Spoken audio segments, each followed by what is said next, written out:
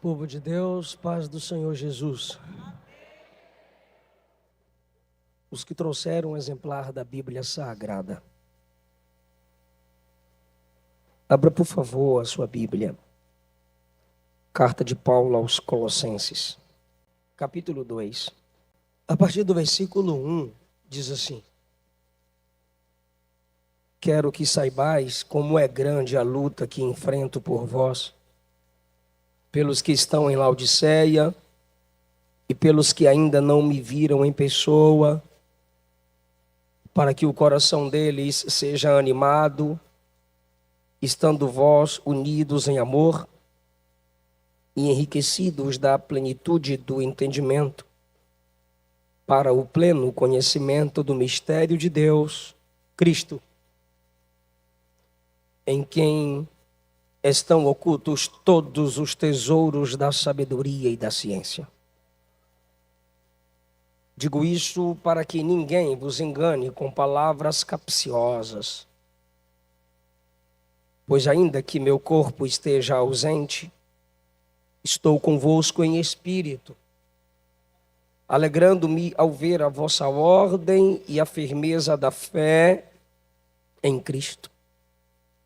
Portanto, assim como recebestes Cristo Jesus, o Senhor, andai nele, arraigados e edificados nele e confirmados na fé, como fostes ensinado, sempre cheios de ações de graças. Tomai o vosso assento. Eu quero falar com vocês sobre as imagens da igreja de Jesus na terra. Como que o mundo enxergará a igreja se ela entender que é assim que Cristo a enxerga. Paulo escreve aos crentes em Colossos, preocupados com a doutrina gnosticista, com os filósofos da época que afirmavam que a eles pertenciam o domínio do conhecimento e que todos precisavam conhecer os mistérios de suas doutrinas. Esses homens eram inimigos da doutrina de Cristo. Paulo se ergue contra eles apologeticamente, ou seja, usando a Bíblia para defender a fé. Lhes dizendo, através da igreja, dessa carta, que a verdadeira sabedoria está numa pessoa. Ele diz, no capítulo 1, versículo 15, que Jesus é o mistério, é o segredo de Deus. Os homens não o conheciam, mas ele se revelou após a sua encarnação. Ainda lutando para que a igreja não se envolvesse com vãs filosofias, se tornassem intelectuais pela sabedoria mundana e desprezassem o conhecimento de Deus, Paulo escreve no capítulo 2, e como um pastor preocupado com seu rebanho, Paulo facilita a linguagem. Ao contrário de Jesus, cada vez que Jesus contava parábolas publicamente, ele estava confundindo os seus inimigos, pois ele disse aos discípulos que aos ímpios ele lhes falava em parábolas para que eles não compreendessem, mas aos discípulos era revelado os mistérios do céu. E agora, no capítulo 2, Paulo facilita a linguagem, usa termos pastorais, culturais, para que a igreja entendesse sua mensagem e assim praticasse o que Paulo lhes estava ensinando. Na introdução, ele revela o coração de um líder. Na introdução, ele revela o coração de um pastor. Versículo 1, ele diz: eu quero que vocês saibam quão grande luta eu enfrento por vocês.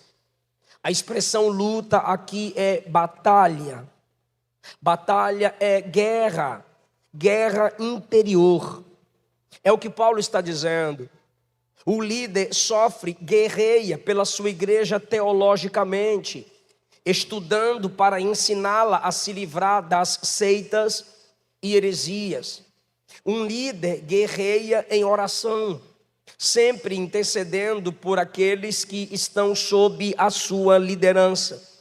São as batalhas de um líder. E ele diz: vocês precisam saber das minhas guerras. Muitos de nossos líderes adoecem porque não têm para quem contar suas guerras e suas batalhas. Em silêncio apenas gemem diante de Deus. Mas por carta Paulo desabafa a igreja em Colossos e diz: eu tenho muitas guerras, mas não é por mim, é por vocês. Mas eu não tenho guerra, preocupação ministerial e espiritual pela família só de vocês, igreja em Colossos. Eu também guerreio espiritualmente pelos irmãos em Laodiceia. É como se um pastor local de uma sede dissesse: eu guerreio não apenas pela sede, mas também pelas congregações.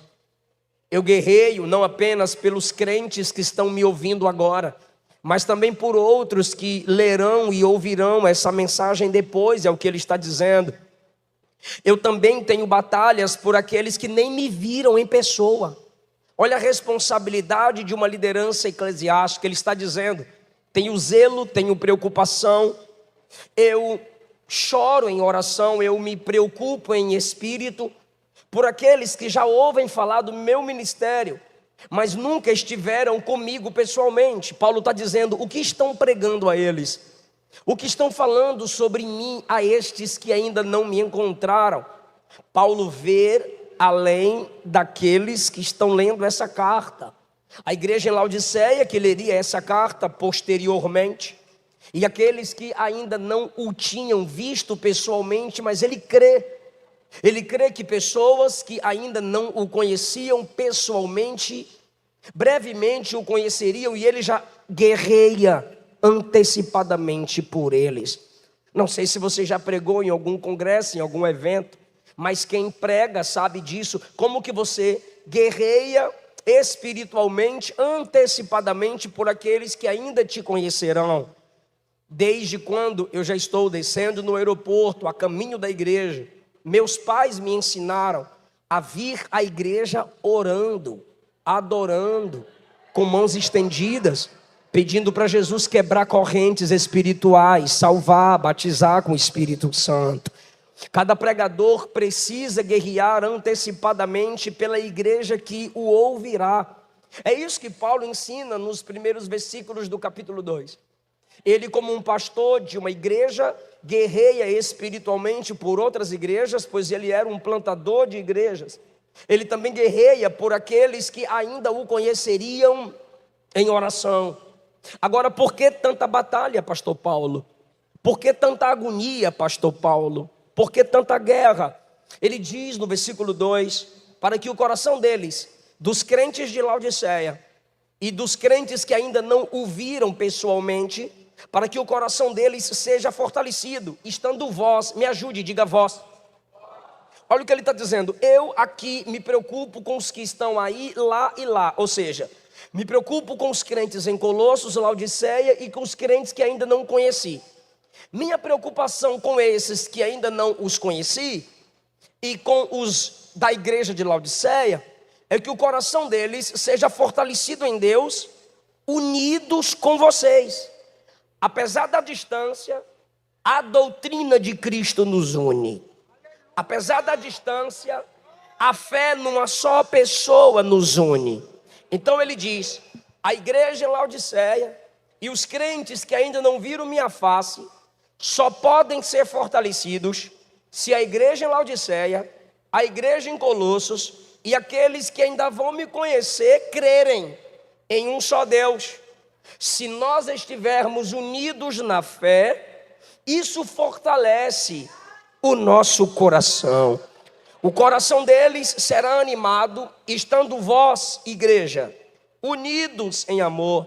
Só que Paulo não diz que a igreja tem que se unir apenas em amor, porque o espiritismo demonstra amor, os ímpios demonstram amor, Ele diz: vocês precisam estar unidos em amor e enriquecidos da plenitude do entendimento, para o conhecimento do mistério de Deus, Cristo.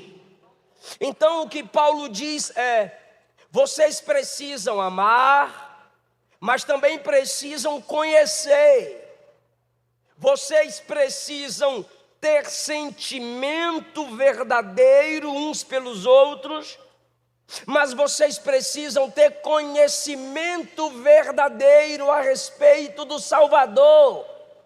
Não pode haver essa dubiedade entre nós. Não pode haver essa separação que muitos fazem. Tem muito conhecimento, mas não tem amor. O que adianta ter teologia, mas não ter amor? E aí eu falo o contrário: o que adianta ter amor e não conhecer o verdadeiro Deus, que é amor? Qualquer tipo de amor, sem o conhecimento da palavra, é mero sentimentalismo. Qualquer tipo de sentimento, sem Cristo no centro, é falso amor. Então ele diz: vocês precisam estar unidos em amor, e vocês precisam estar unidos no pleno conhecimento de Cristo Jesus. Aqui não podemos abrir mão. Existem muitos tipos de cristologias.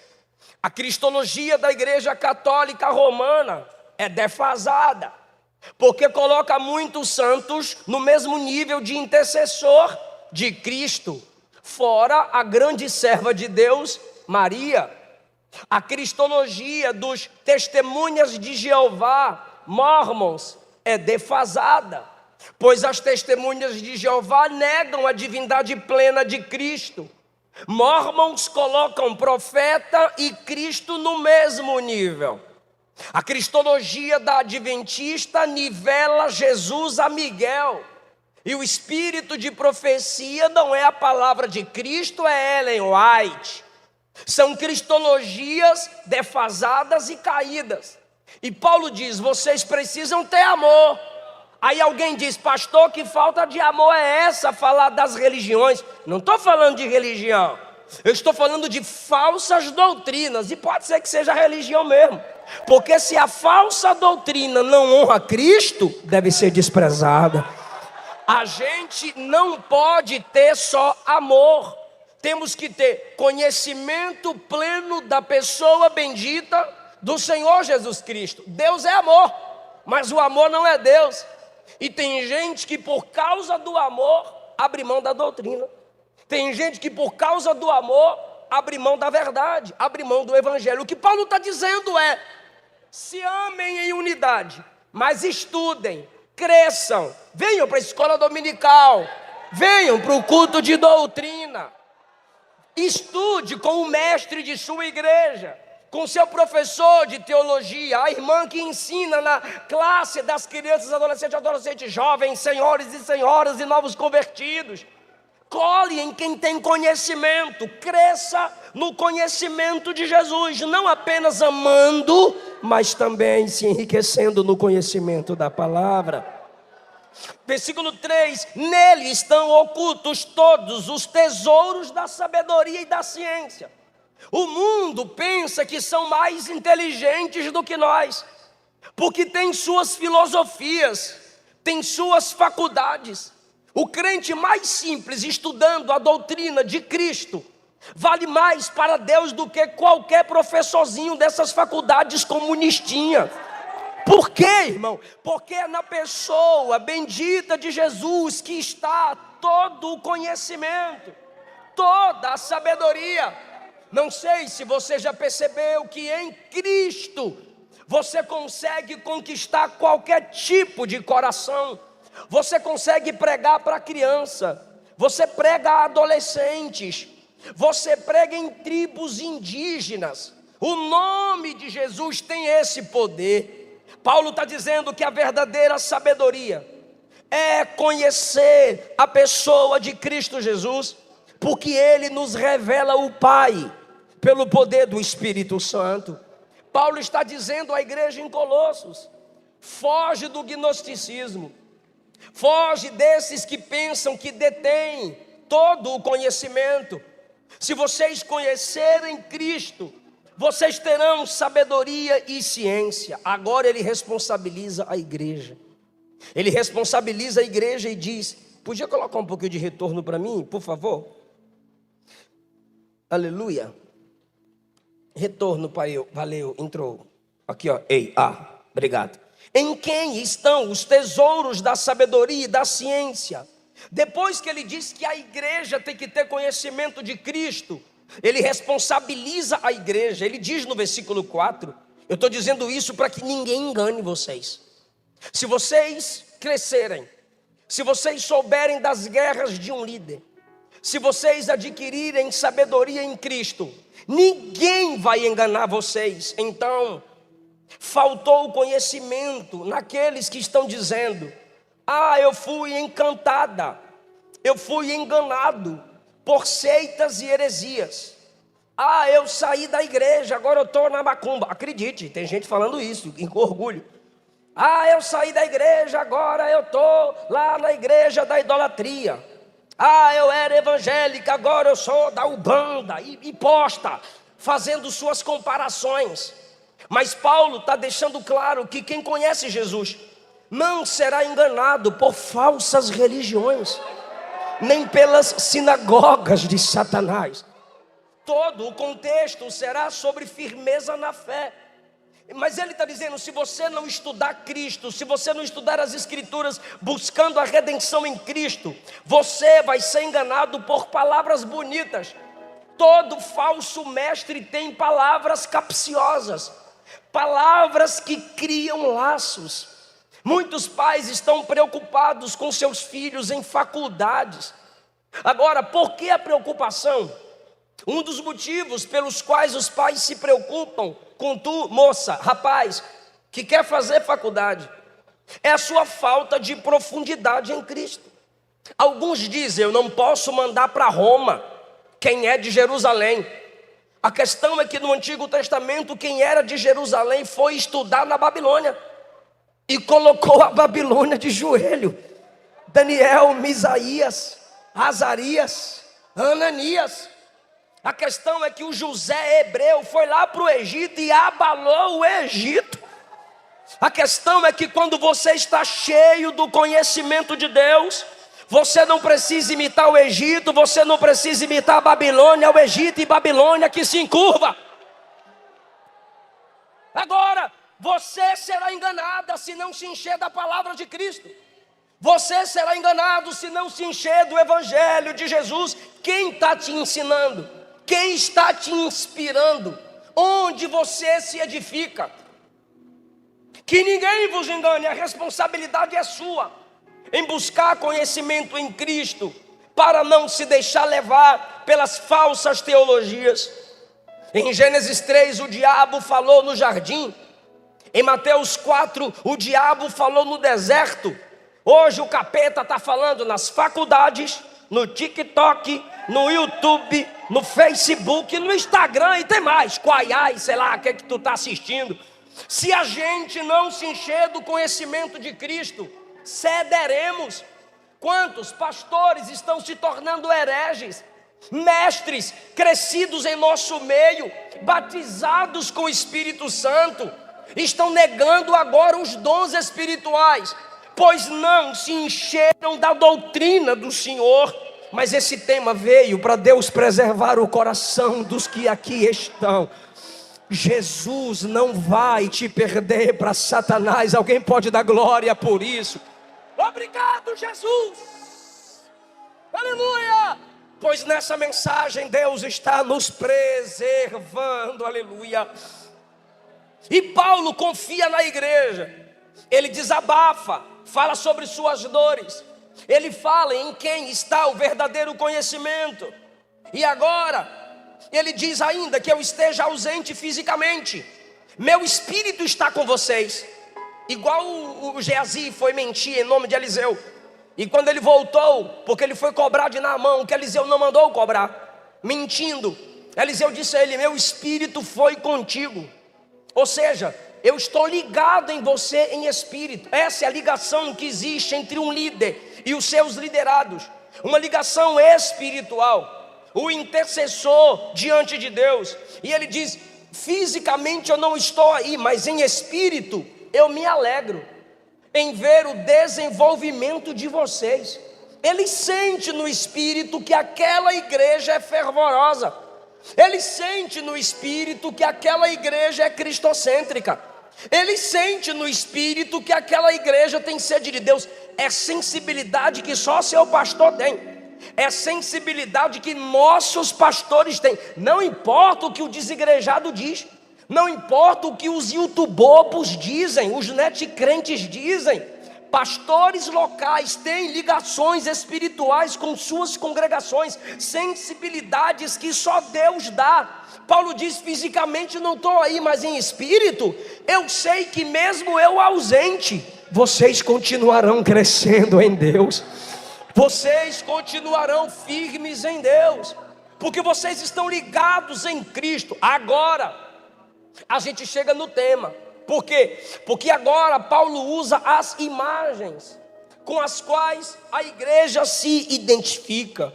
Ele diz em primeiro lugar, versículo 5: me alegro ao ver a vossa ordem e firmeza. Gostaria que os varões falassem essas duas palavras, ordem e firmeza. 1, 2, 3. Muito bem. Que imagem nós temos aqui? Exército. Pois a palavra ordem e firmeza fazem parte do vocabulário militar. Um exército diante de um inimigo, ele vai de modo coeso, firme e organizado. Não sei se você já assistiu filme de guerra, filme épico. Manter formação e os caras vão avançando. Manter formação, e vem escudo, vem fogo, vem espada, e os caras gritam, manter formação. Devagarzinho, o exército vai avançando, e vai vencendo o inimigo diante dele. Aí agora Paulo diz, eu estou feliz, porque eu estou vendo duas coisas em vocês, ordem e firmeza, ordem e firmeza. Alguém disse aqui 111 anos, firmes, organizados, devagar, a gente vai chegando lá, ganhando almas, abrindo igrejas, formando caráter. Alguém está entendendo essa palavra? A igreja de Jesus deve avançar com disciplina do exército. A igreja de Jesus deve avançar com obediência dos soldados no campo de batalha. E quem é o nosso general? O nosso general é Cristo. Ah, meu Deus do céu, tem hora que eu sinto saudade, irmão, de um hino da harpa, porque a gente chega nas igrejas, aí vem uns irmãos cantar aquelas músicas distante do trono, e repete, e o maior estresse é quando vem com aquele negócio, eu quero sentar no seu colo. Imagina Jesus dizendo, do meu colo não, macho, tu não vai sentar no meu colo. O exército de Jesus canta, soldados somos de Jesus e campeões do bem da luz, aleluia. Por que eu estou dizendo isso? Porque música também forma caráter. Repito, música forma caráter. Alguém me perguntou, pastor Eliseu, não dá para amenizar a mensagem? E ali a pessoa apresentou N motivos pelos quais eu tinha que amenizar a minha pregação. E o primeiro foi, você vai diminuir a quantidade de inimigos. Segundo, se você amenizar a mensagem, você vai falar mais ao coração e não à mente das pessoas. Eu disse, o problema é o jeito que eu fui criado. Ele disse, como que tu foi criado? Eu disse, eu já acordava ouvindo isso aqui, ó. Pregadores de rosa, pregue os espinhos também.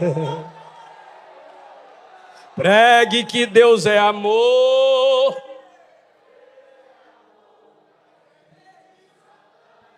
Quem pode levantar a mão e dizer, aqui é bleia, meu irmão? Ah, pastor, mas o amor, e o amor? Eu disse, tem amor também. Se isso não for amor, o oceano secou. Canta, crente! Não há estrelas no céu. Que coisa linda, gostei. As andorinhas não voam mais. Canta, irmão. Se isso não for,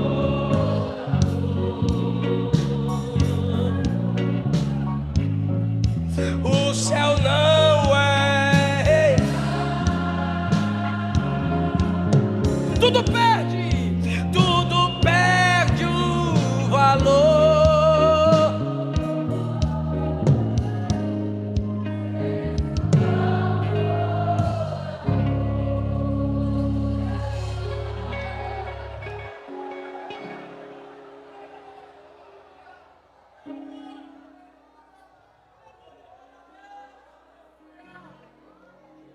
Então, como é que a gente vai cantar e pregar evangelisticamente, sem mostrar para o pecador que só existe amor em Cristo Jesus?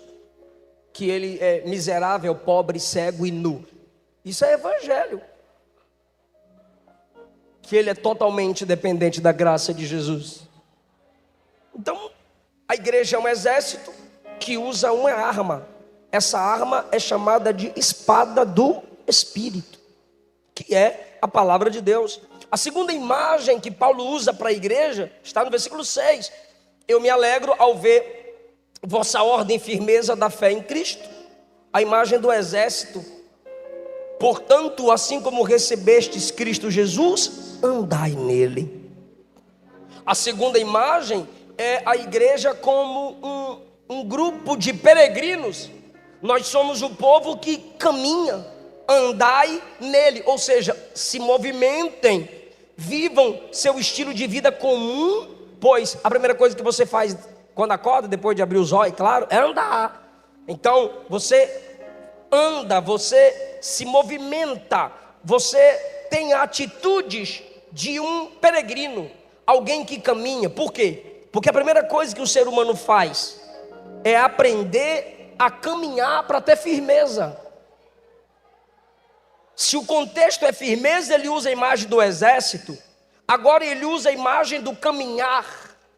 Vós precisam andar em Cristo. O que é andar em Cristo? Primeiro, em comunhão com Ele. Segundo, andar de modo que reflita-o. Se eu estou nele, as pessoas verão seu caráter em mim. Agora ele diz, andem da mesma forma que vocês o receberam. Como você era nova convertida, novo convertido, como és agora? Como era a sua vida de oração, como ela é agora? Como era a sua prática de jejum e como é agora? Ele diz, lembra de quando vocês receberam Cristo? Lembro, eu orava tendo certeza que Jesus estava ali no quarto comigo. Ele está dizendo, ore daquele jeito. Andar é estilo de vida. Como que você lia a Bíblia antes? Eu lia com muita fome, com muita sede. Ele diz, faça daquele jeito. Como você pregava logo que você recebeu Jesus? Alguém está me ouvindo? Diz amém. Como você pregava quando você iniciou? Com muito fervor, desejando salvação de almas e transformar as vidas pelo poder do Evangelho. Paulo está dizendo, do jeito que você recebeu, ande nele. Provérbios 4,18 diz, a vereda dos justos, ou seja, o caminho dos justos, é como a luz do sol, que vai brilhando, brilhando, até ser dia perfeito. Perceba também que Isaías 40:31 diz assim, os que esperam no Senhor, renovarão suas forças.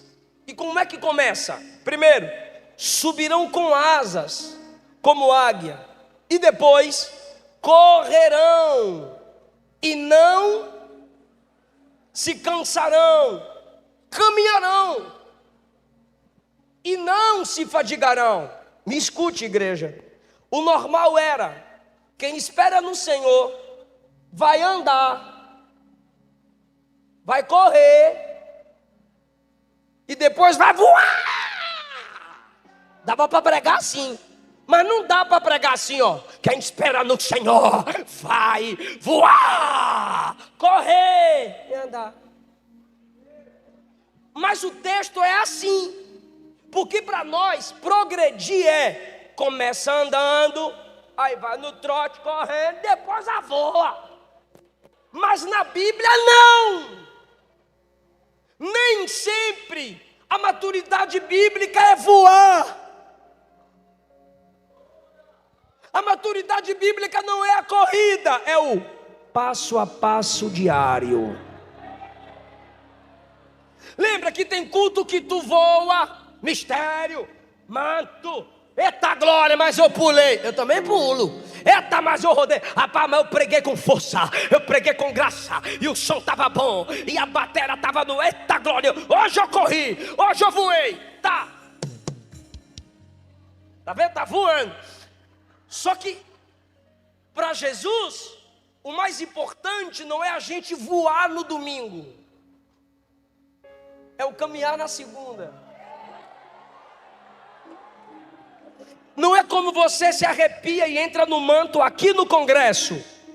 É como você é normalmente em casa. Porque correr não é normal, voar não é normal, mas andar é.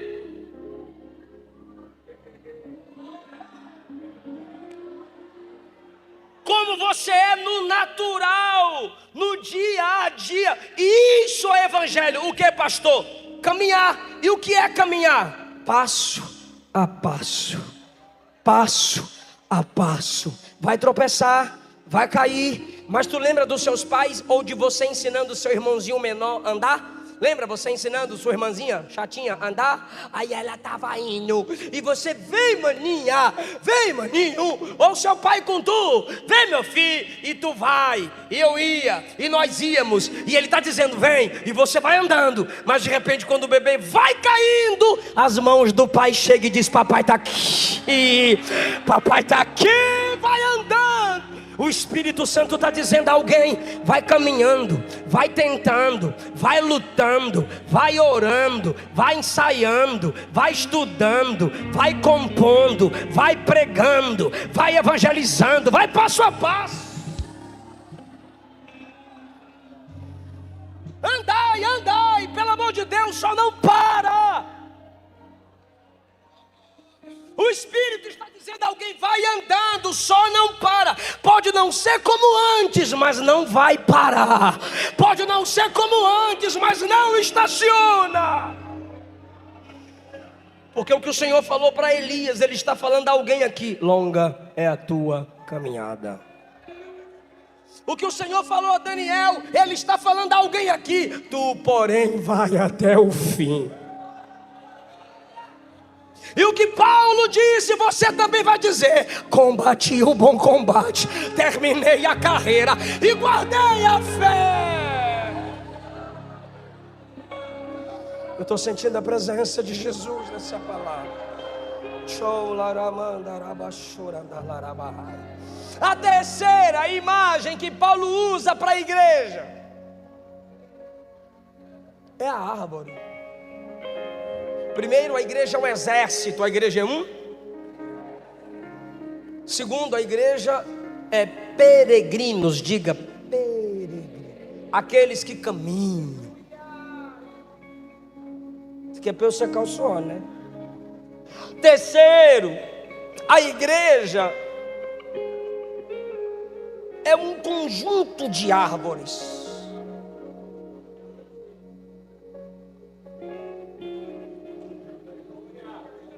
Por isso ele diz: enraizados nele. Em Cristo somos guerreiros. Em Cristo somos caminhantes que não desistem. Em Cristo somos árvores com raízes aprofundadas. Esse termo vem da agricultura e é uma ação realizada, enraizado. Estou aqui, não saio. Efésios 4:5 diz que a gente não, Efésios 4:14, perdão, diz que a gente não pode ser como ervas sem raízes. Porque a erva, qualquer sopro, qualquer passar de mão, arranca e muda de lugar. Enraizados, não tem como ervas terem raízes. Sabe aquele tipo de crente que todo mês está numa igreja? Porque toda igreja para ele é problemática e ele nunca é o problema, é só a igreja. Então sai da Assembleia, vai para a Batista. Sai da Batista, vai para a Universal. Sai da Universal, vai para a Católica. Aí vai parar no inferno. Porque não é mudar de igreja, é mudar de vida, é ter raiz. É se aprofundar em Jesus.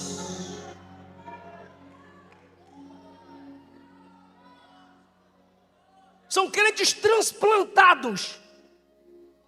Tem muita facilidade de trocar de lugar.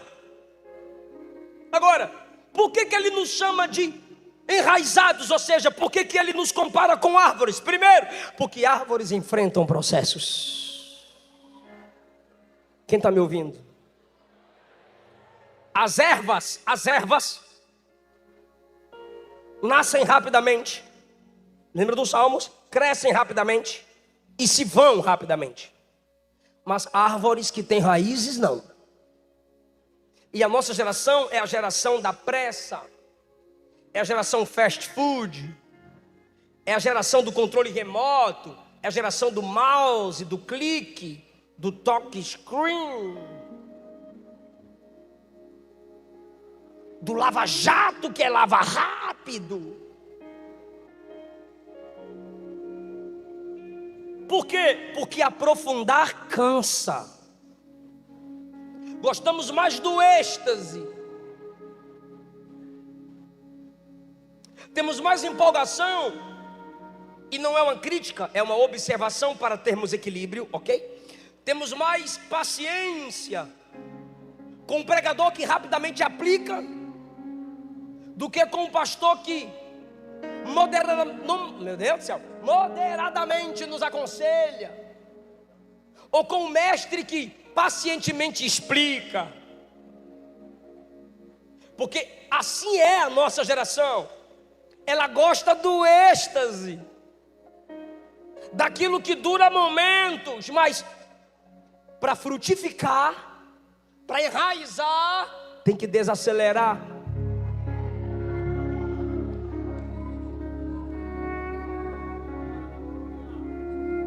Por que a gente consegue assistir a série inteira, mas não consegue ler um capítulo da Bíblia inteiro? Por que a gente sabe o nome de atores e atrizes? Porque tem imagem audiovisual.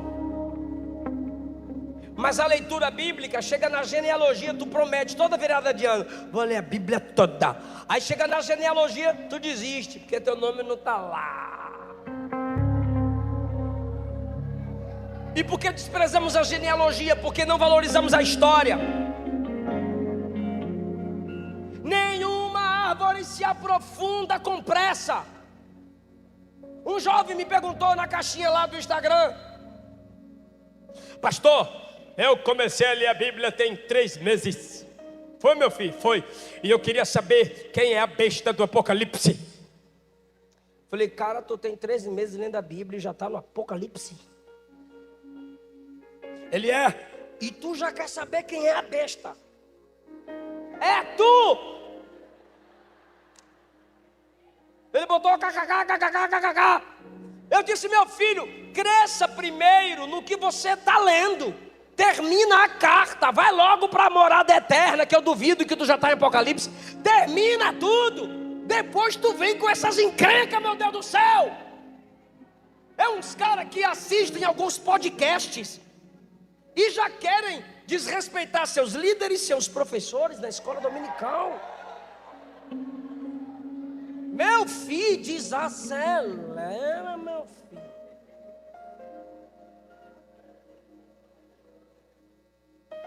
Paciência. Porque cada árvore tem seus processos angustiantes.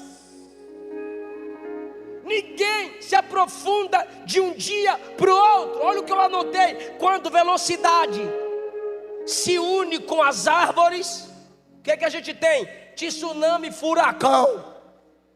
Todo crente agoniado e apressado tira a paz do grupo da igreja, bagunça os congressos, destrói relacionamentos.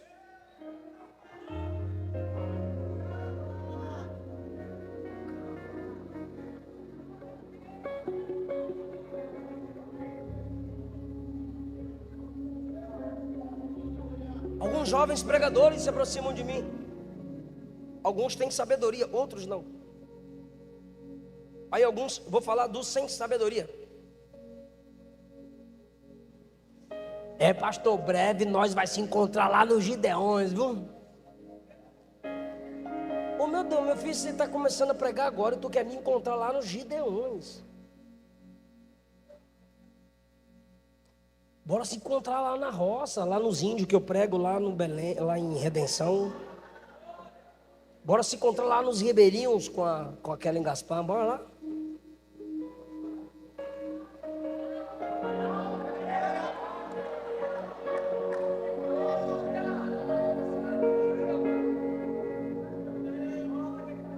Na árvore que tem raízes, tudo é válido, nada se perde. Crente que não tem raiz, irmão, é de pouco proveito para a igreja. Ele só exige da igreja: canta, cantão, prega, pregador, que daqui a pouco para casa eu vou. Vaza logo. Nunca chega antes para fazer nada, chega depois para criticar. Por isso que quando tu some da igreja, ninguém sente sua falta, tu não faz nada. Agora, crente que tem raiz, tudo na árvore que tem raízes é útil. As vovós sabem do que eu estou falando. Árvores enraizadas, as folhas, a seiva, o fruto. Os estudantes, o que sabem que vale da árvore? A sombra, o oxigênio, os designers, os caras da mídia. Gosta de quê da árvore? A paisagem. Ó, essa árvore ficou boa aqui, ficou massa, ó. Olha lá, tem uma árvore na camisa, ó. Então, a paisagem. Porque crentes enraizados não são desperdício. Onde eles chegam? Eles são úteis. 1 Coríntios capítulo 12, Paulo diz que o Espírito Santo é dado a cada um para o que for útil.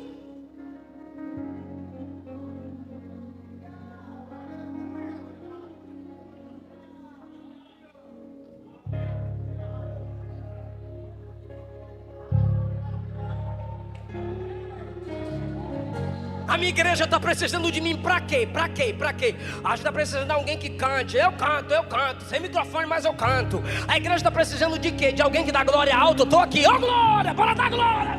A igreja está precisando de mim para quê? Eu não quero sugar árvores aprofundadas. Geram frutos e nada nela, nada se perde.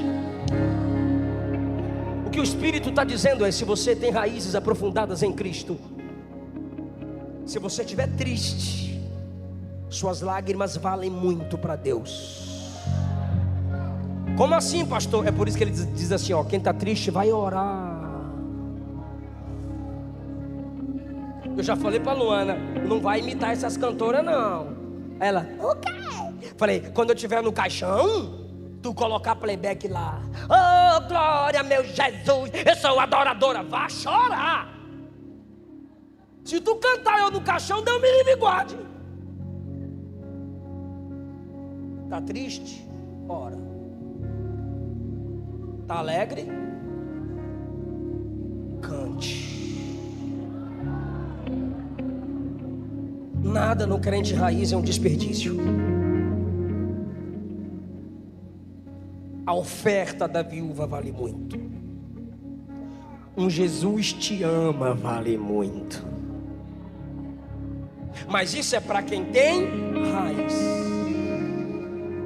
Quem não tem raiz é tela do PC. Tem valor artístico, mas não tem vida.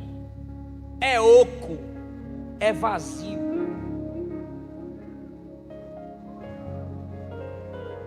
Terceiro, toda árvore frutífera tem glórias ocultas. E o que é a glória oculta de uma árvore frutífera? Oxigênio. Ninguém vê, mas usufrui. A glória oculta da árvore frutífera, raízes. Eu estou te vendo aqui, mas Jesus te viu no secreto, no quarto fechado. Era para cair e você fugiu. Era para negar Jesus e você correu. Era para fazer aliança que envergonharia o evangelho e você disse não. Ele te vê no secreto. Então a força de uma árvore frutífera é no anonimato, é no silêncio, é no calor que ninguém vê, é lá embaixo. Glórias ocultas, sucessos calados, conteúdo. O salmista diz no Salmo 50: o Senhor ama a verdade no íntimo. O que adianta púlpito sem secreto? O que adianta ensaio sem consagração? O que adianta muita melodia, pouca teologia, muita dança, pouca mudança? Raízes, conteúdo, irmão. O que adianta eu, como pregador, gritar e não comunicar nada? E onde é que as árvores se aprofundam? Descendo, se escondendo, crescendo para baixo primeiro, depois ela cresce para cima. Quarto lugar, por que somos árvores? Eita, essa é boa. Porque elas não dependem de elogios para ser quem são. Árvores enraizadas frutificam sem receber gratidão. Oh, alguém aqui já falou para a árvore: obrigado. Quem já se assentou à sombra e agradeceu? Ninguém. Quem comeu do fruto e depois agradeceu? Ninguém. Levou pedrada, o fruto caiu, e brincaram, e riram, viraram as costas, depois voltaram, e a bichinha está lá, dando fruto, dando sombra, oxigênio e seiva, e ninguém disse obrigado. O Espírito Santo está dizendo a alguém aqui: as ingratidões humanas não podem matar o seu chamado.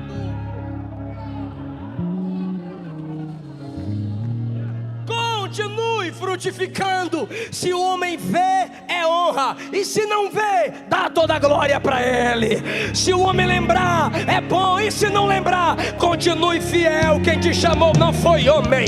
Eu vou repetir: quem te chamou não foi homem, quem te chamou foi Deus. Cuida de sua família, cuida do seu cargo, cuida do seu ministério. Prega, canta, evangeliza, ganha alma. Pastor, ninguém vê, ninguém honra, você está olhando para baixo.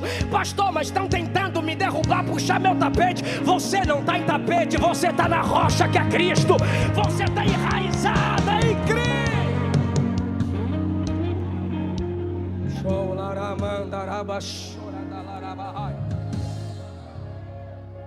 Então por que você continua cantando? Por que você continua tocando? Por que você continua pastoreando? Por que você continua aconselhando? Por que você continua intercedendo? Alguém já disse: ah, se fosse eu já tinha parado, eu já tinha desistido. E você diz: é minha natureza, é minha natureza.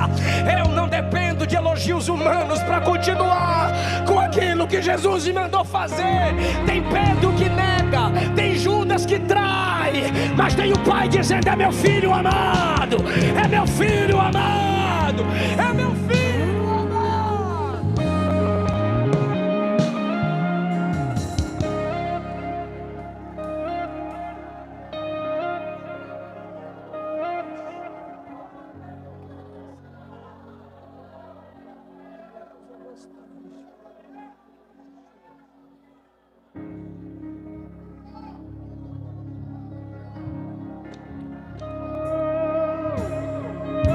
aqui nessa terra que caluniaram Frida Wingren, Gunnar Wingren. Foi aqui que os lançavam em rios para que eles desistissem.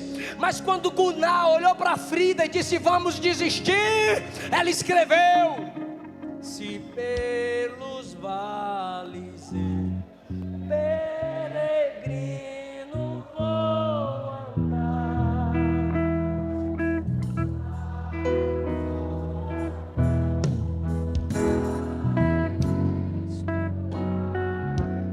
O que você faz?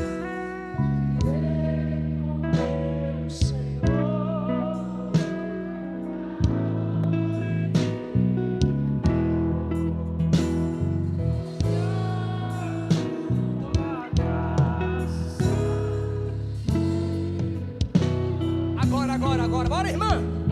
Se Cristo comigo vai, cante.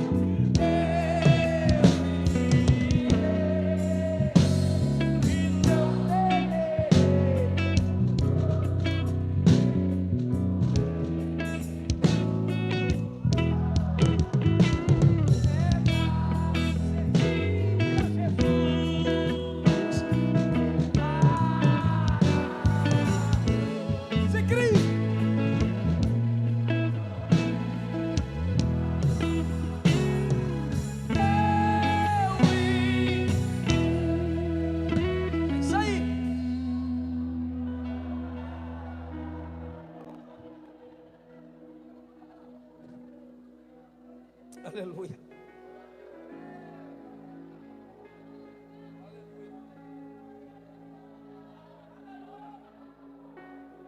Aleluia. Aleluia.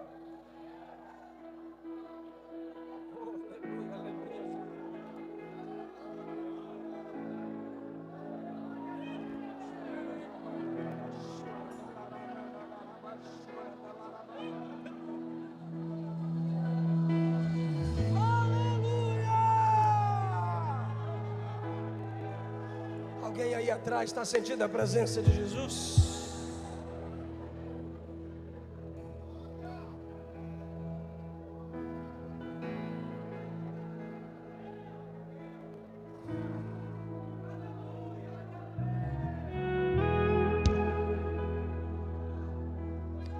Edificados nele, nas raízes se espera a quantidade da árvore, na edificação se espera a qualidade da construção. Então você tem raízes, porque Deus quer quantidade sim. Não importa quantidade, só importa qualidade. Não. A gente é árvore para ter quantidade. Ele disse em João 15 para produzir muito fruto.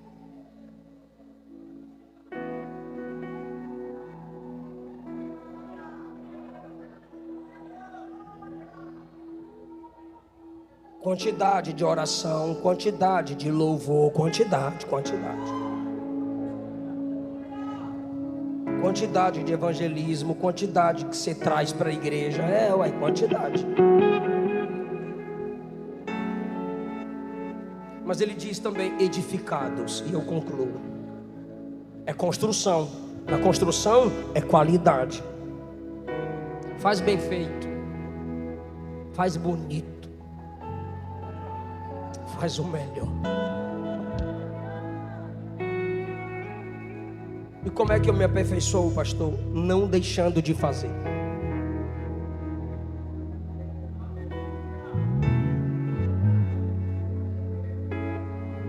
Porque é para Jesus, por isso mesmo, porque é para Jesus tem que ser bem bonitinho. Não estudou, não prega. Não ensaiou, não canta. Porque é para Jesus. Ele nos deu o melhor, porque Deus amou o mundo de tal maneira que deu o seu único filho, para que todo aquele que nele crê não pereça, mas tenha vida eterna.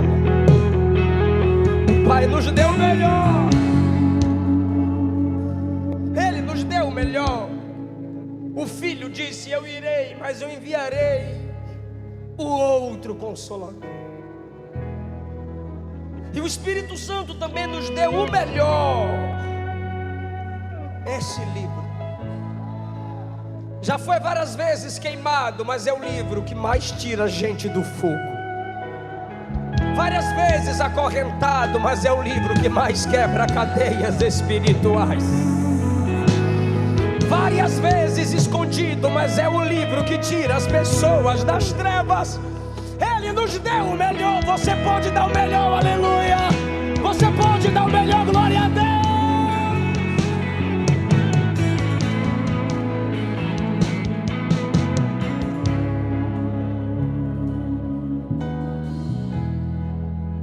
Levante as tuas mãos e a gente ora. Diga: Jesus, faz de mim um exército. Diga: um soldado no exército. Diga: faz de mim um peregrino que não desiste da caminhada. Faz de mim uma árvore enraizada, uma construção de qualidade.